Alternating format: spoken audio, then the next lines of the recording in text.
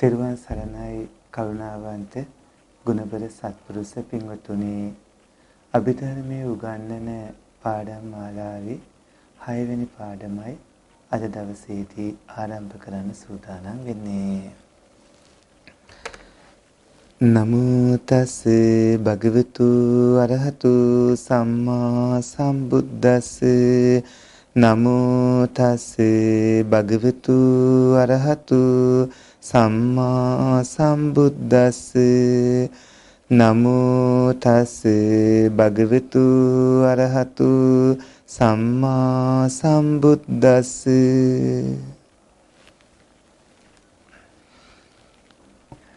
කරුණාවන්ත ගුණබර සත්පුරුෂ පින්වත්නි, මේ වෙනකොට පින්වන්ත ඔය ඇත්තු පරමාර්ථ ධර්ම 4ක් තියෙන බව, ඒ වගේම ඔය ඇත්තු ඒ සිත් 89ක් තියෙන බව, චෛතසික 52ක් තියෙන බව, රූප 28ක් තියෙන බව, නිවන, ඒ පරමාර්ථ ධර්ම 4 ගැන යම් වැටහීමක් ඇති කරගෙන පින්වත්නි සිතේත් අවස්ථා, ඒ කියන්නේ චුතිසිත කියන්නේ, ප්‍රතිසන්දි සිත කියන්නේ, භවාංග සිත කියන්නේ, ඒ වගේම චුති ප්‍රතිසන්දි භවාංග නොවන ඒ දොරටු වලින් ඇතිවන සිත ආදී විදිහට චිත්ත ස්වභාවය ආදී බොහෝ කවුණු දැන ඉගෙනගෙන අසූබන සිත් 30න් පින්වතුනි ලෝභ මූල සිත් 8 ඉගෙන ගන්න යෙදුණා. අභිධර්මය ඉගෙන ගන්න පින්වතුන්ට ආරම්භයේදී තමයි ටිකක් වෙහෙසක් දැනෙන්නේ මේ කරුණු හරියටම තේරුම් ගැනීමේදී. මොකද මෙච්චර කාලයක් හිතන් හිටියේ එක හිතක් ගැන, ඒ වගේම රූපය, වේදනා, සංඥා, සංකාරයන්, විඥානයන් ගැන නිරවුල් වැටහීමක් තිබුණේ.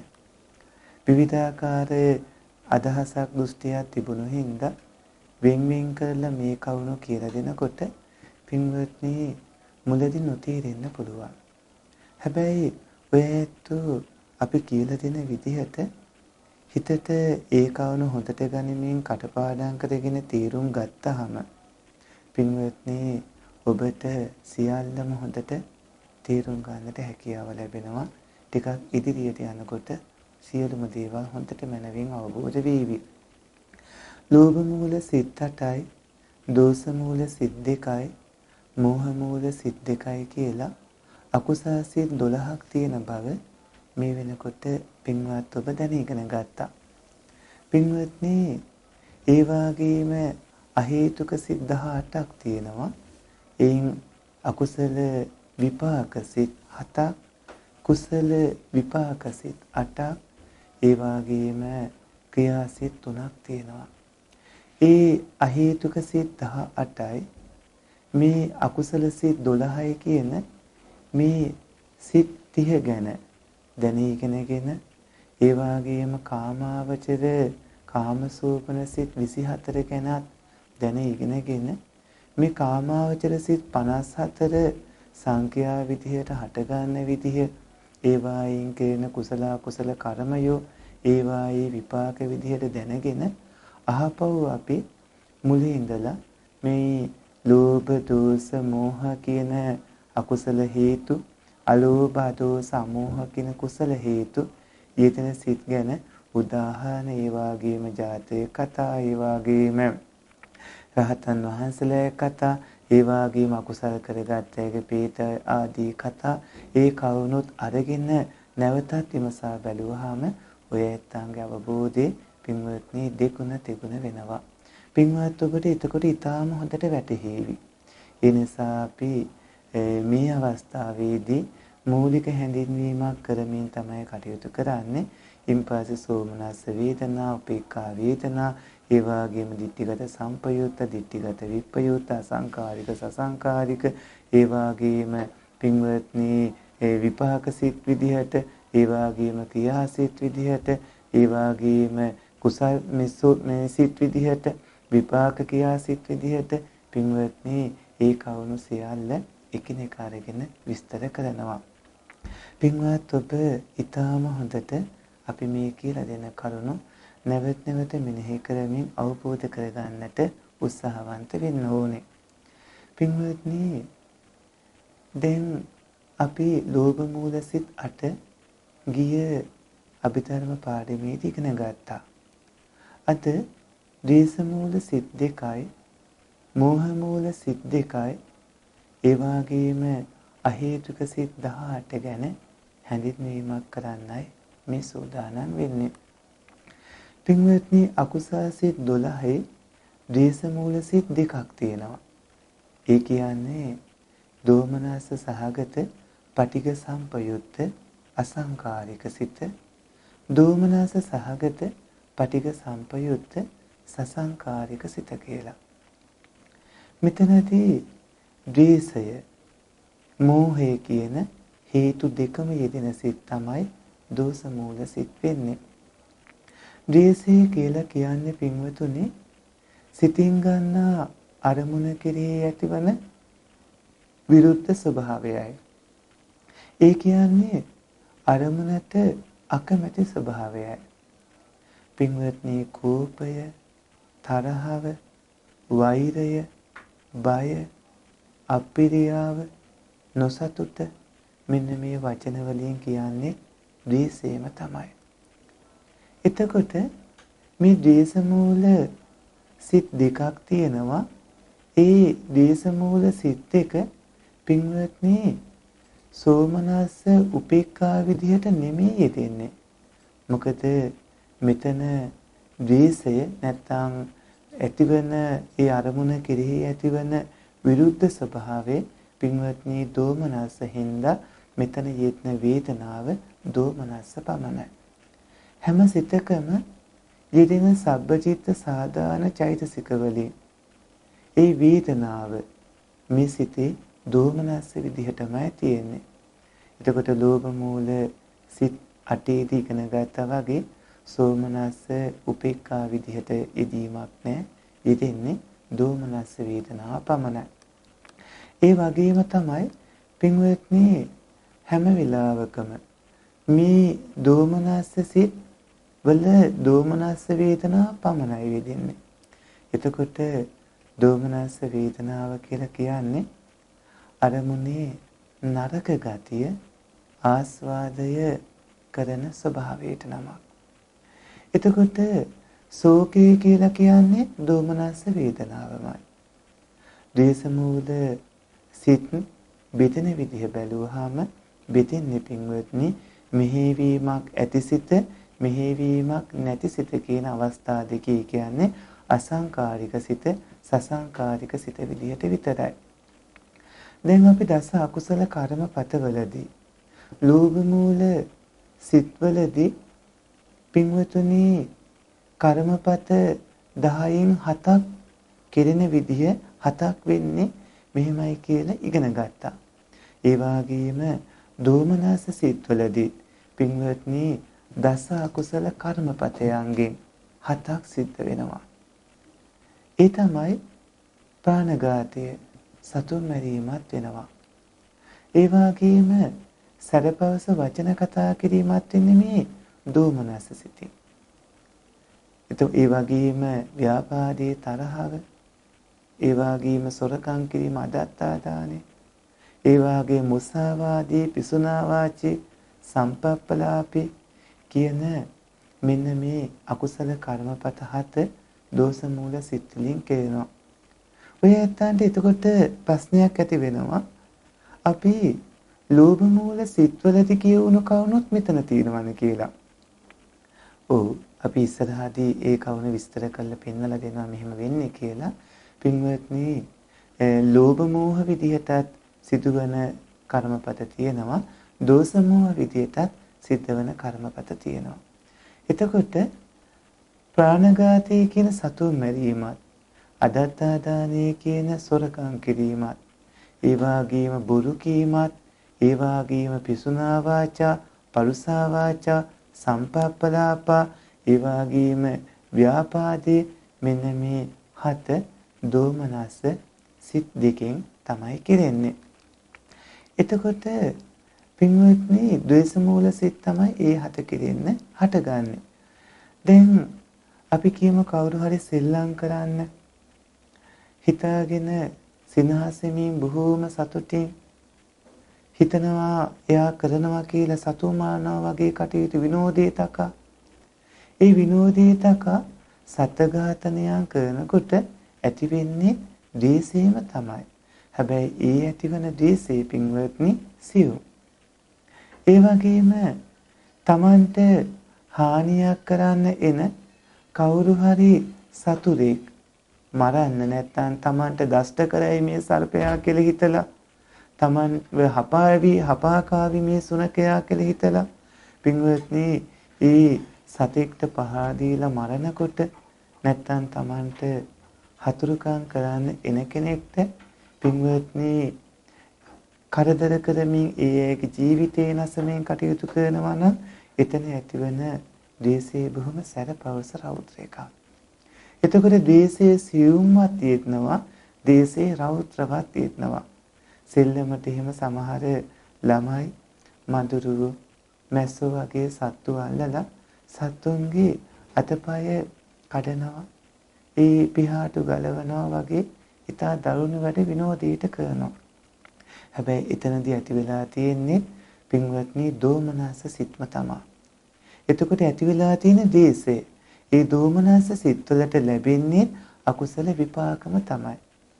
එතකොට නරක විපාක තමයි දුක්ඛාදර ගොඩක් තමයි උරුම වෙන්නේ. ඒ වගේම තමයි පින්වත්නි සමහරුන් එකට ඉන්න අතරේ තමන්ගේ යහළුවෝ හිතමිතුරු ඒ වගේම විවිධ ස්වාමීන් වහන්සේලා ඒ වගේම නෑදෑයෝ ගැන විවිධ විදිහට ಗುಣ කියනවා. අනුන් ගැන ಗುಣ කියනකොට ඒවාට ඇහුම්කන් දෙද්දි පින්වත්නි සමහරුන්ට මෙන්න මේ දෝෂය ඇති වෙනවා. දේශ මූල සිත් ඇති වෙනවා. ඒ වගේම ඊර්ෂ්‍යාව නිසා තමන් කරපු වරදවල් ඔබ කරපු මේ දේ වැරදි කියලා සමහරුන් කියනකොට පින්වත්නි තමන්ගේ අඩුපාඩුකම් පෙන්නකොට සමහරුන්ට ඇති වෙන්නේ දෝෂ මූල සිත්. ඒ වගේම තමන්ගේ දුර්වලකම් කියනවා ඇහෙනකොට ඒ වගේම තමන් යටතේ වැඩ කරන සේවකාදී පිරිස් අකීකරු වුණාම එහෙම බොහෝ දෙනාට මෙන්න මේ දෝෂ මූල සිත් ඇති වෙන්නේ. ඒ වගේම තමන්ගේ දූ දරුවෝ අඹුසැමියෝ මේ වැරදි කරයි කියලා හිතෙන කොටත් පින්වත්නි ඇති වෙන්නේ දෝෂ මූල සිත්. ඒ වගේම තමන් බොහෝම ආදරෙන් පරිස්සම් කරන දෙයක් කවුරු හරි අතපත ගන්නවා දකිනකොට පින්වත්නි ඇති වෙන්නේ මේ දෝෂ මූල සිත්, දෝමනස සිත්. ඒ වගේම තමන් ඉල්ලූ දෙයක් තමන් ඉල්ලපු වෙලාවේදී තමන්ට දුන්නේ නැති වුණාමත් බොහෝ දෙනාට මේ දෝෂ මූල සිත්ම තමයි ඇති වෙන්නේ. ඒ වගේම තමන් කියන වැඩක් අනිත් අය කරන්නේ නැති වුණාමත් තමන් කියන එක අනිත් අය පිළිගත්තේ නැති වුණාමත් ඒ වගේම තමන් එක්ක ඉන්න අනිත් අය තමන්ට හිරිහැර කරනවා නම් කාදර කරනවා නම් පින්වත්නි ඒ සතුරුකම් කරද්දී තමන්ගේ චිත්තසංතතිය තුළ මේ දෝමනස සිත් තමයි ඇති වෙන්නේ. ඒ කියන්නේ උදේ ඉඳන් රාත්‍රිය දක්වා ඔබ ජීවත් වෙනකොට ඔය ඇත්තන්ට වැඩි වශයෙන් ඇති වෙන්නේ මේ දෝමනස සිත්. ඒ වගේම තමයි මව්පිය, දූදරු, නෑදෑ, සමීප, අඹුසැමි විදිහට සත් ඒ වගේම ඇසුරුසුරු කරන හුරතල් සතෙක් විදිහට ඒ ඉන්න කවුරු හරි සමීප කෙනෙක් මැවුනට පස්සේ ඒ වගේම තමන්ගේ දීපල ඉඩකඩම් භවභෝග සම්පත් මොනව හරි නැති වුනහම සමහරට තමන්ගේ වගා කටයුතු වලට එහෙම විවිධාකාර කුමීන් හානි කරලා එහෙම තියෙද්දි පින්වත්නි මේ වගේ දෝමනස සිත් දෙකෙන් එකක් ඇති වෙමින් මේ සිත් තමයි ඇති වෙන්නේ. ඒ වගේම තමන් අතින් විශාල වැරදි වෙනකොට ඒ වගේම ඒ වැරදිත් එක්ක හිතේ ශෝකේ ඇති වෙනකොට පින්වත්නි හටගන්නේ මෙන්න මේ ද්වේෂ මූල සිත්. ඒ වගේම පින්වත්නි තමන්ට වඩා තමන්ගේ නෑදෑයෝ අසල්වැසියෝ එහෙම නැත්නම් වෙනත් කවුරු හරි කෙනෙක් හොඳට කාලා බීලා සතුටින් ඉන්නවා දකිද්දි බොහෝ අයට මෙන්න මේ දෝමනසසිත ඇති වෙන්නේ. ඒ වගේම අඳින පළඳින දකින්නකොට ඒ අනිත් අය බොහොම සතුටින් ඉන්නවා. බොහෝ අයට පින්වත්නි මේ දෝමනසසිත ඇති වෙන්නේ. අනිත් ඇත්තෝ විටින් විට වාහනේ විනාශ කරමින් හොඳ වාහන ගන්නකොට ඒ ලස්සනට ඇඳලා පැන්දලා කටයුතු කරද්දී බොහෝ දිනාගේ හිතවල පින්වත්නි ඊර්ෂ්‍යාව ඇති වෙන්නේ. ඒ වගේම අනිත් ඇත්තන්ට විවිධ අය ගරු බුහුමන් කරනකොට ඒවා දකිද්දී ඒවා දරා ගන්න බැරි විදිහට ඇති වෙන්නේ ඊර්ෂ්‍යාව. මේ ඊර්ෂ්‍යාවත් එක්ක ඊර්ෂ්‍යා සහගතව ඇති වෙන්නේ මේ දේශ මූල සිත්ම තමයි. එතකොට පින්වත්නි නිතරම අනිත් අයගේ වැරදි හොයමින් ඒ වගේම අනිත් අයගේ වැරදි කියමින් හිතමින් ඒ විදිහට ඉන්න අයට එක දවසක් තුළ ඇතිවන දෝෂ මූල සිත් ප්‍රමාණය මෙපමණයි කියන්න බැරි තරම්. දැන් දෝෂ මූල සිත් දෙක දෝමනස සහගත පටික සම්පයුත්ත අසංකාරික සිත, දෝමනස සහගත පටික සම්පයුත්ත සසංකාරික සිත.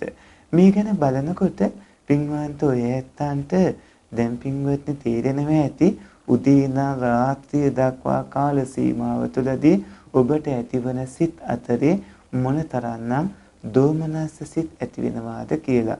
දෝමනස සිත් දෙක කියලා කියන්නේ අකුසල සිත් 12න් දෙකක්. ඒ අකුසල සිත් 12න් ඒ දෙකට ලැබෙන්නේ අකුසල විපාක. එතකොට අපි ලෝභ මූල සිත් 8 ඉගෙන ගත්තා. දැන් දෝමනස සිත් දෙකක් ඉගෙන ගත්තා. ඊළඟට පින්වත්නි අපිට හම්බ වෙනවා මෝහ මූල සිත් දෙක. අකුසල සිත් 12 අන්තිමට එන්නේ මෝහ මූල සිත් දෙකයි. මෝහ මූල සිත් දෙක කිව්වහම දැන් මොනම හෝ කරුණක් ගැන පින්වත් ඔබ කල්පනා කරනකොට ඒ කරුණ හරියටම දැනගන්නට බැරි වෙන විදිහට ඔබේ සිත අඳුරු කරන ස්වභාවයට මෝහය කියලා කියන්නේ. එතකොට ඔය ඇත්තෝ කල්පනා කරන ඕනෑම කරුණක් ගැන හිතන ඕනෑම කරුණක් ගැන ඒ කරුණේ හැබෑ ස්වභාවය හරියටම දැනගන්න බැරි වෙන විදිහට ඔය ඇත්තන්ගේ චිත්ත සංතතිය අඳුරු කරලා දාන ස්වභාවයට මෝහය කියලා කියනවා. මේ මෝහය අකුසල සිත් 12ෙම තියෙනවා. ලෝභයයි මෝහයයි යෙදෙන්නේ ලෝභ මූල සිත් 8 මෝහය කියන හේතුව යෙදෙනවා. එතකොට දෝෂයයි මෝහයයි යෙදෙන දෝෂ මූල සිත් දෙකෙත් මෝහය කියන හේතුව යෙදෙනවා. ඒ වගේම තමයි පින්වත්නි මේ මෝහය බලවත් තනියම හේතුවක් විදිහට යෙදෙන්නේ මෝහ මූල සිත් දෙකේ. මෝහ මූල සිත් දෙකෙන් එකක් තමයි පින්වත්නි විචිකිච්ඡා සම්පයුත්ත සිත. අනිත් එක උද්ධච්ච සම්පයුත්ත සිත. එතකොට උපේක්ඛා සහගත විචිකිච්ඡා සම්පයුත්ත සිත, උපේක්ඛා සහගත උද්ධච්ච සම්පයුත්ත සිත තමයි මේ මෝහ මූල සිත් දෙක කියලා කියන්නේ. දැන් තුනුරුවන් ගැන පින්පව් ගැන පින්වත්නි සැකයක් ඇති වෙනවා නම් බුද්ධ රත්නයේ සැක කරනවා සමහරු, ධර්ම රත්නයේ සැක කරනවා සමහරු, සංඝ රත්නයේ සැක කරනවා සමහරු, සීලයේ සැක කරනවා සමහරු. එතකොට මේ ආදී විදිහට තුනුරුවන් ගැන ඇතිවන සැකය විචිකිච්ඡා වෙනවා. කවුරු හරි පින්පව් විශ්වාස කරන්නේ නැත්නම් සමහරුන් පින්වල විපාක නැහැ, පව්වල විපාක නැහැ කියලා පින්පව් විශ්වාස කරන්නේ. ඒ සැකේ නිසා. ඒ වගේම මිය ගිය කෙනෙක් නැවත උපදින්නේ නැහැ වගේ සමහරුන් සැක කරනවා. එතකොට මානිම්මත්තේ නැවත උප්පත්තිය ලැබීම ආදී කවුණු සැක කරනවා. මේවාට කියන්නේ විචිකිච්ඡාව කියලා. ඒතකොට බුද්ධ ආදී අටතැන්හි සැකේ තමයි පින්වත්නි විචිකිච්ඡාව කියන්නේ. එතකොට කවුරු හරි කෙනෙක් යම්කිසි දෙයක් හිතනකොට එහෙම නැත්නම් කරනකොට සිතේ හටගන්නා නොසන්සුන් ගතිය, කලබල ගතිය හඳුන්වන්නේ උද්දච්චය කියලා.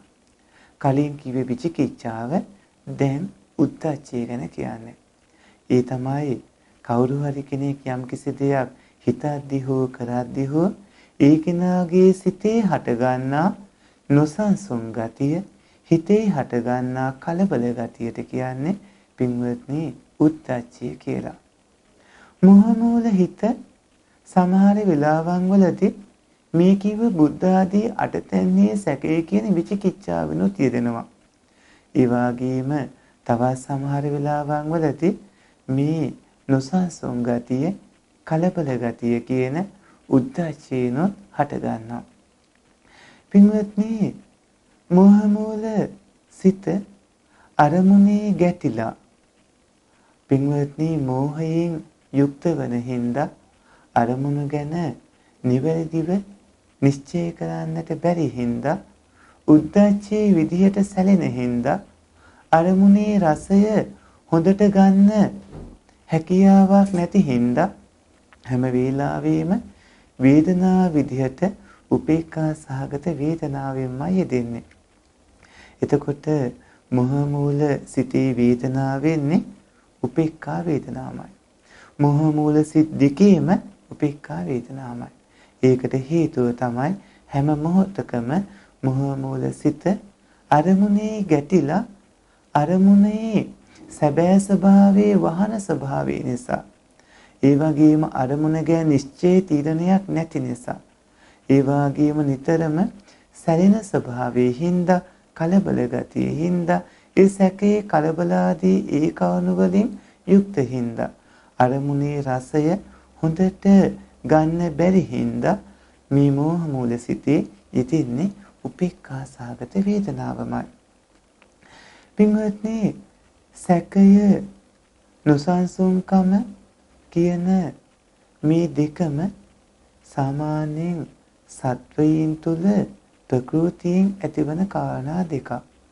ඒ කියන්නේ සැක කරනවා, ඒ වගේම හිත කලබල වෙනවා, නොසන්සුන් වෙනවා. ඒවා කෙනෙක්ගේ මෙහෙවීමෙන් ඇතිවන ධර්මතා නෙමෙයි.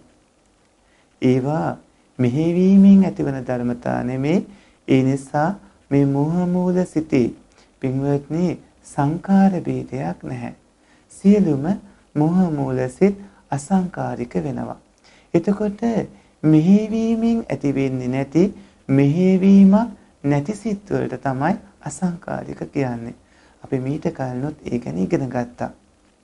එතකොට මෝහ මූල සිත් දෙක හැම වෙලාවෙම අසංකාරික සිත් දෙකක්. දැන් දෝමනස සිත් දෙක නම් බෙදුනේ අසංකාරික සසංකාරික විදිහටනේ. හැබැයි මෝහ මූල සිත් දෙක විචිකිච්ඡා ඒ වගේම උද්ධච්ච සම්පයුක්ත විදිහට විතරයි බෙදෙන්නේ. අසංකාරික සසංකාරික විදිහට බෙදෙන්නේ. හැම මොහොතකම මෙහෙවීමක් නැති සිත් තමයි පින්වත්නි මෝහ මූල සිත් වෙන්නේ.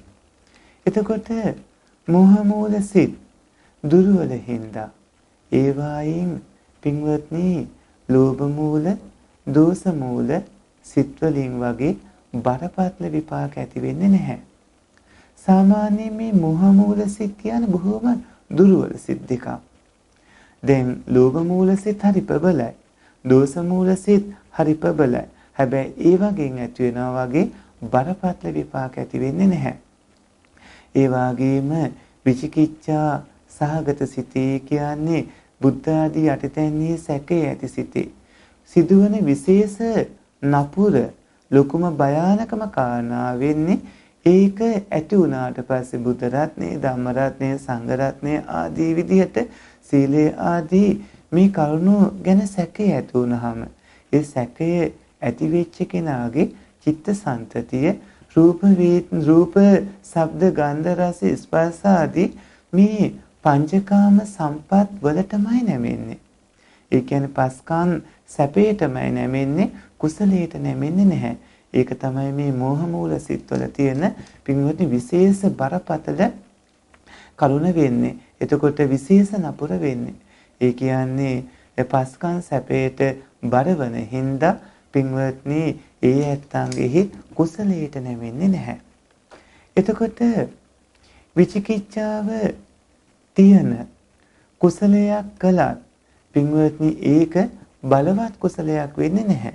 එතකොට චිත්තසංතතිය තුල බුද්ධ රත්නය සැකනවා, මේ බුද්ධ ආදී අටතැන්හි සැකය ඇති වෙනවා. එතකොට ඒ ඇතිවන සැකය ඇතිව යම් යම් පින්කම් ආදී කළාට පින්වත්නි ඒකෙන් බරපතල කුසල ලැබෙන්නේ නැහැ.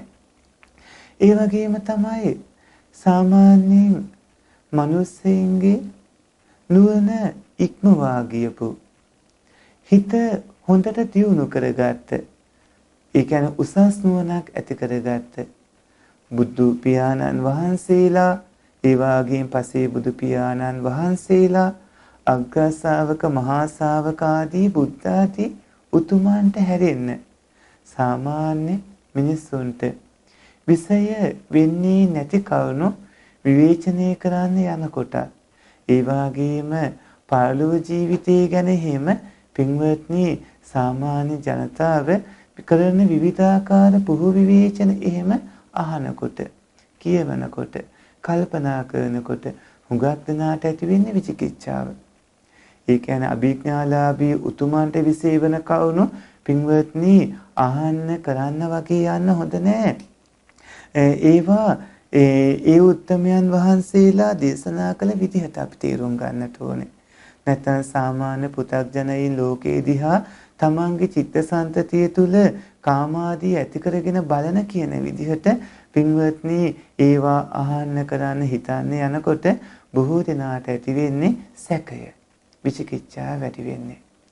ඒ වගේම තමයි විචිකිච්ඡාව මේ ඇතිවන එක නැති කරගන්න කරන්නට ඕනේ ඔය ඇත්තෝ බුද්ධ ආදී උත්තමයන් වහන්සේලාගේ තමන්ගේ වෙනස තේරුම් අරගෙන සද්ධාව ඇති කර ගැනීමයි.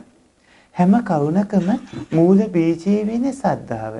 එතකොට පින්වන්ත ඔය ඇත්තෝ සද්ධාව තියුණු කරගන්න වග බලා ගන්න ඕනේ. සද්ධාව ඇති වෙනකොට විචිකිච්ඡාව ඔබේ චිත්ත සන්තතියෙන් නැති වෙලා යනවා. පින්වත්නි ඊළඟට උද්ධච්ච සහගත සිත. එතකොට මේ විචිකිච්ඡා සම්පයුත්ත සිත වගේම උද්ධච්ච සම්පයුත්ත සිතත් මෝහ මූල සිත්වල දෙවෙනි හිත. එතකොට මේ උද්ධච්ච සහගත සිත හදිසියෙන් පැමිණෙන කරුණවලදී ඒ වගේම එකවර බොහෝ වැඩ කරනකොට ඉක්මනින් වැඩ කරනකොට සමහර විට ඇතිවන ස්වභාවයක්. ඒ කියන්නේ හිතේ නොසන්සුන් ගතිය, කලබල ගතිය පින්වත්නි හදිසියේ පැමිණෙන කාරණාවලදීත් ඇති වෙනවා. ඒ වගේම බොහෝ වැඩ කරද්දීත් ඇති වෙනවා. ඉක්මනින් වැඩ කරනකොටත් ඇති වෙනවා. එතකොට ඊතා දුර්වල හින්දා මානින් පස්සේ සත්වයේ අපාගාමී කරවන්නට මේට ශක්තියක් නැහැ. හැබැයි පින්වත්නි මේ කලබල ගතිය හින්දා අර කලින් කිව්වා වගේ පින්වත්නි කුසලයට හිත නැඹුරු කරගන්නට හැකියාවක් නැති වෙනවා. එතකොට ඉතිරි අකුසල් සිත් 11ට අපායට පමුණවන්න පුළුවන් ශක්තිය තිබුණාට මේ කලබල ගතිය වන නැත්නම් මේ නොසන්සුන්කම් වන පින්වත්නි උද්ධච්ච සම්පයුත්ත සිතට අපාගාමී කරවන්නට ශක්තියක් නැහැ. එතකොට අකුසල් සිත් 12න් 11කටම පුළුවන් අපාගාමී කරවන්න. හැබැයි මේ කිව්ව උද්ධච්ච සම්පයුත්ත සිතට අපායට පමුණවන්න පුළුවන් ශක්තියක් නැහැ. දැන් ඔය ඉගෙන ගත්තා ලෝභ මූල සිත් 8, දෝෂ මූල සිත් 2, මෝහ මූල සිත් 2. ඒවායේ ස්වභාවය දැනගත්තා.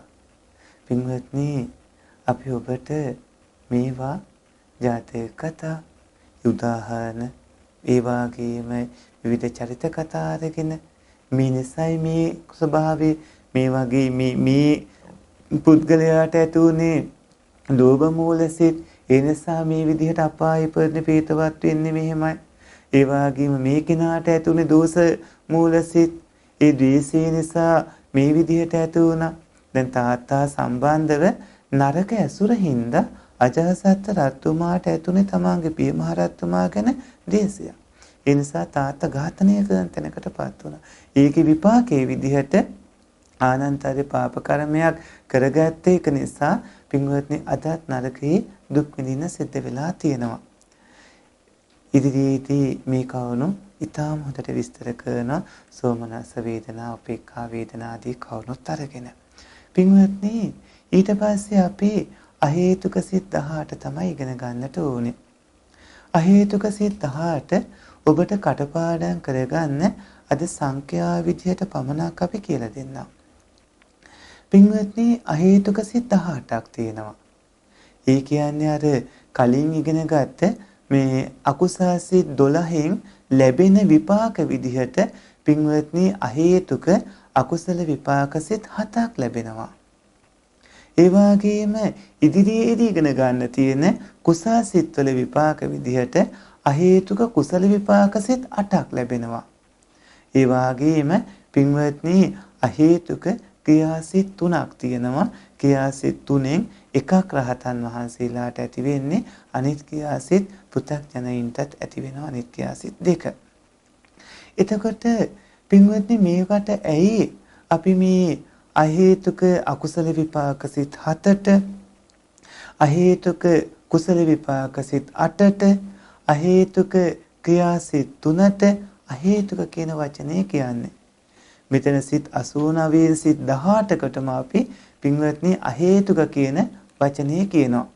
එතකොට පින්වත්නි මෙතන අහේතුක කියලා කියන්නේ හේතු කිසිම දෙයක් යෙදෙන්නේ නැහැ කියන එක. ඔක්කොම හේතු 6ක් තියෙනවා. හේතු 6න් 3ක් අකුසල හේතු. 3ක් පින්වත්නි කුසල හේතු.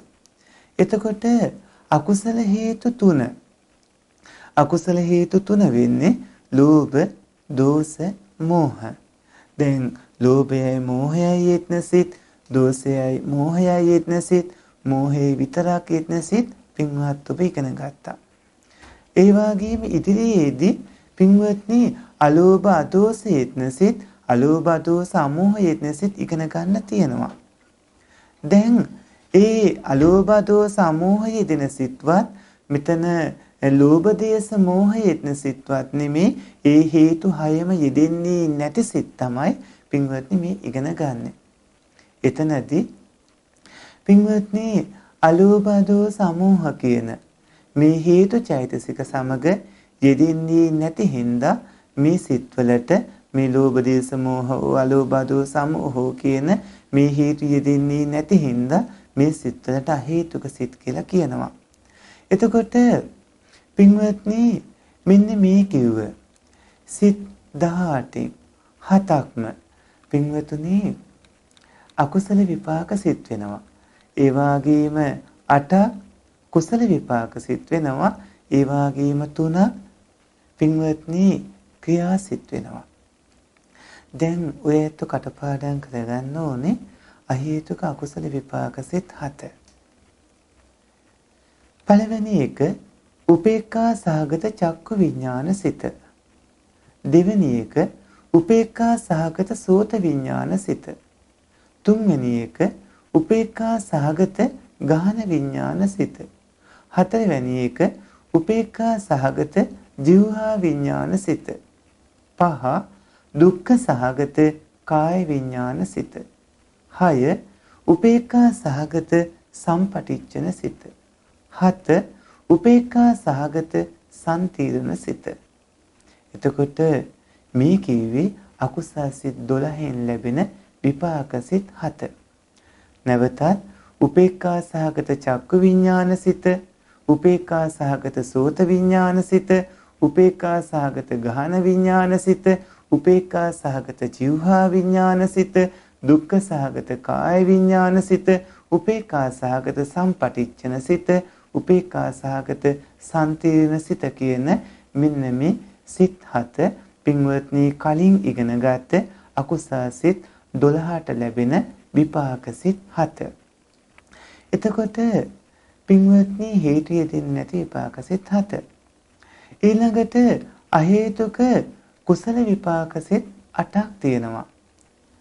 ඒ 8න් පළවෙනි එක මේ කලින් වගේමයි පොඩි වෙනස්කම් කීපයක් එන්නේ. ඒ තමයි පළවෙනි එක උපේක්ඛා සහගත චක්කු විඥානසිත. උපේක්ඛා සහගත සෝත විඥානසිත දෙවෙනි එක. 3 උපේක්ඛා සහගත ගාහන විඥානසිත. 4 උපේක්ඛා සහගත ජීවහා විඥානසිත. 5 සුඛ සහගත කාය විඥානසිත. අකුසල් වලදී කියුනේ දුක්ඛ සහගත, මේ කුසල් විපාකවල තියෙන්නේ සුඛ සහගත කාය විඥානසිත. 6 උපේක්ඛා සහගත සම්පටිච්ඡන සිත. 7 සෝමනස්ස සහගත සම්තීරණ සිත. 8 උපේක්ඛා සහගත සම්තීරණ සිතයි. එතකොට පින්වත්නි පළවෙනි එක උපේක්ඛා සහගත චක්කු විඥානසිත, 2 උපේක්ඛා සහගත සෝත විඥානසිත, 3 උපේක්ඛා සහගත ගහන විඥානසිත, 4 උපේක්ඛා සහගත ජීවහා විඥානසිත, 5 සුඛ සහගත කාය විඥානසිත, 6 උපේක්ඛා සහගත සම්පටිච්ඡන සිත, 7 සෝමනස්ස සහගත සම්තීරණ සිත, 8 උපේක්ඛා සහගත සම්තීරණ සිතයි. දැන් අපිට හේතුක සිත් 18න් 15ක්ම ඉගෙන ගන්න පුළුවන්කම ලැබුණා. තව ඉතුරුනේ 3යි. ඒ 3 තමයි පින්වත්නි කාමාවචර කුසාසිත 8න් ලැබෙන දුර්වල විපාක සිත් 8 දැනගත් ඔබ පින්වත්නි සාමාන්‍ය පු탁ජනයින්ට ලැබෙන ඒ සියලු දෙනාටමත් එක සාමාන්‍ය පු탁ජනයින්ටත් ලැබෙන ක්‍රියා සිත් 2යි රහතන් වහන්සේලාට විතරක් ලැබෙන පින්වත්නි හසිත උපාද සිතයි කියන මේ සිත් 3 තමයි ක්‍රියා සිත් 3 වෙන්නේ. එතකොට අහේතුක ක්‍රියා සිත් 3. පළවෙනි එක උපේක්ඛා සහගත පංචද්වාරා වචන සිත. දෙවෙනි එක උපේක්ඛා සහගත මනෝද්වාරා වචන සිත. තුන්වෙනි එක සෝමනස්ස සහගත හසිත උපාද සිත. ඒ කියන්නේ 1 උපේක්ඛා සහගත පංචද්වාරා වචන සිත, 2 උපේක්ඛා සහගත මනෝද්වාරා වචන සිත, 3 උපසෝමනස්ස සහගත හසිත උපාද සිත. දැන් අපි මෙතනදී ඉගෙනගත්ත විශේෂ වචන ටිකක් තේරුම් ගන්නට ඕනේ. අද ඒ ගැන අපි ඔබට කියා දෙන්න බලාපොරොත්තු වෙන්නේ නැහැ. ලබන ඊළඟ 7 වෙනි පාඩමේදී තමයි ඒ ගැන කියලා දෙන්න බලාපොරොත්තු වෙන්නේ. 7 වෙනි පාඩමේදී ඒ විස්තරات කියලා දීලා ඒ වගේම කාමාවචර සිත් 8 ගැනත් කියලා දීලා සිත් මේ කාමාවචර කුසල සිත් 8ත් විපාක සිත් 8ත් කාමසෝබන කුසල සිත් 8 විපාක සිත් 8 ක්‍රියා සිත් 8 ගැනත් කියලා දීලා කාමාවචර සිත් 54 ගැන පින්වත්නි නැවත මතක් කිරීමක් කරමින් එයන්ට ජාතක කතා, චෛත කතා ආදී කවණු අරගෙන පින්වත්නි සියල්ල මනවින් ගලපලා උදාහරණ සහිතව විස්තර කළ දෙන බලාපොරොත්තු වෙනවා. එතනදී ඔය ඇත්තන්ට සියලු කරුණු තේරෙන්න පටන් ගනී. අභිධර්මයේට අත තියපු මේ මුල් අවස්ථාවේදී තමයි පින්වත් ඔබට යම් කිසි අපහසුයක් ඇති වුණොත් ඇති වෙන්නේ අර විදිහට විස්තර කරලා දීලා කරුණු කාරණා ගලපලා පෙන්නනකොට පින්වත්නි ඔබට සියල්ල තේරුම් ගන්න පුළුවන් වෙයි. ඉන්පස්සේ ඉදිරියට ඉගෙන ගන්න කරුණ නම් අපහසු වෙන්නේ නැහැ. චිත්ත වීති ආදී තැන්වලට යනකොට සියල්ලම හොඳට තේරුම් ගන්නට හැකියාව ලැබේවි. පින්වත්නි අභිධර්මයේ උගන්වනකොට අභිධර්මාර්ථ සංග්‍රහය අනුව උගන්වන එක තමයි ඔබට වඩා පහසු වෙන්නේ. පුළුවන් ඒ ධම්ම සංගණිප්පකරණ එහෙම අරගෙන උගන්වන්න. නමුත් ඒ ගොඩක් වෙහෙසකර වේවි ඔය ඇත්තන්ට. මොකද ආධුනික අයට මුල ඉඳන් ඉගෙන ගන්න අයට වඩා ලේසි වෙන්නේ ධම්ම සංගණිප්පකරණ විදිහට අරගෙන උගන්වන එකට වඩා මේ ආකාරයට කියලා දෙන එකයි. අද ඔය ඇත්තෝ අකුසල් සිත් 12න් දෝෂ මූල සිත් 2 ඉගෙන ගත්තා. මොහ මූල සිත් 2 ඉගෙන ගත්තා. අකුසල සිත් 12ම දැන් ඉගෙනගෙන අවසන්. ඊට පස්සේ අහේතුක සිත් 18 ආවා. අහේතුක සිත් 18 නම් වශයෙන් දැනගත්තා. නම් වශයෙන් පමණක් අහේතුක අකුසල විපාක සිත් 7ක් තියෙනවා කියලා ඒවා අහේතුක වෙන්නේ මොන නිසාද කියලා දැනගත්තා. ඒ වගේම පින්වත් ඔබ අකුසල සිත්වල විපාකයි ඒ කියලා දැනගත්තා. ඒ වගේම කාමාවචර කුසාසිත 8 දුර්වල විපාක විදිහට පින්වත්නි අහේතුක කුසල විපාක සිත් 8ක් තියෙනවා කියලාත් ඒ වගේම අහේතුක හේතු යෙදෙන්නේ නැති ක්‍රියාසිත 3ක් තියෙනවා කියලා දැනගත්තා. අද අපි ඔබෙන් අහන ප්‍රශ්න තමයි දෝෂ මූල සිත්වල යෙදෙන හේතුත් දෝෂ මූල සිත්වලින් කෙරෙන කාරණාත් මොනවද? දෙවෙනි ප්‍රශ්නේ තමයි මෝහ මූල සිතෙන් සිත් දෙකෙන් කෙරෙන කටයුතු මොනවද?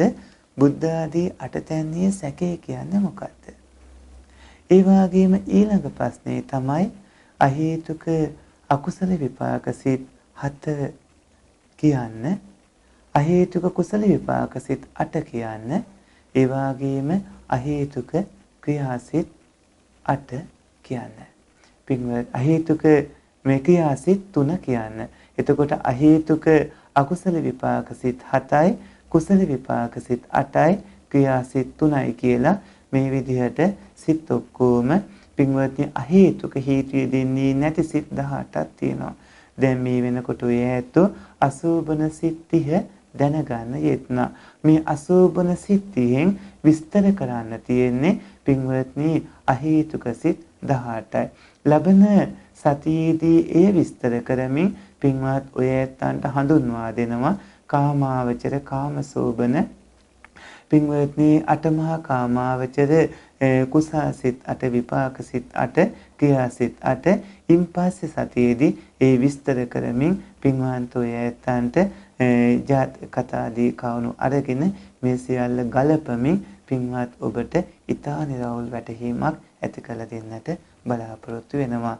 අද දවසේදී අපි ධර්මයේ ඉගෙන ගනිමින් රැස් කරගත්ත පුණ්‍ය ධර්මයෝ නමින් මියගේ ඥාතීනට අනුමෝදන් වේවායි කියලා සාදුනාදයක් පවත්වන්නේ. දෙවියන්ට මේ පින් අනුමෝදන් වේවායි කියලා සාදුනාදයක් පවත්වන්නේ. සසර දුක් නැසා නිවන් දකින්නට මේ පින් හේතු වේවායි කියලා සාදුනාදයක් පවත්වන්නේ. පින්වත්නි මේ අභිධර්ම පාඩමත් එක්ක දිගටම රැඳී සිටින්න පින්වත් ඔය ඇත්තන්ට ඊටාම නිරවුල් බොහෝම සරලව ඊටාම පැහැදිලිව අපි මේ කවුණු කියලා දෙමින් සිටින්නේ. ඉදිරියේදී ඔය ඇත්තන්ට සියලු කවුණු මනවින් වැටහෙන්නට අවබෝධ වෙන්නට පටන් ගනීවි. මේවා කටපාඩම් කරගන්න. පින්වත් ඔබ හැම දිනාටම තුනුරුවන්ගේ සරණින් නිදුක් නිරෝගී දීර්ඝායුෂ ලැබේවා. ආකාසට්ටා චුම්මට්ටා දීවානාගා මහිද්దికා පුඤ්ඤන්තං අනුමෝදිත්වා චිරන් රැක්කන්තු ත්වං සදා. තෙරුවන් සරණයි.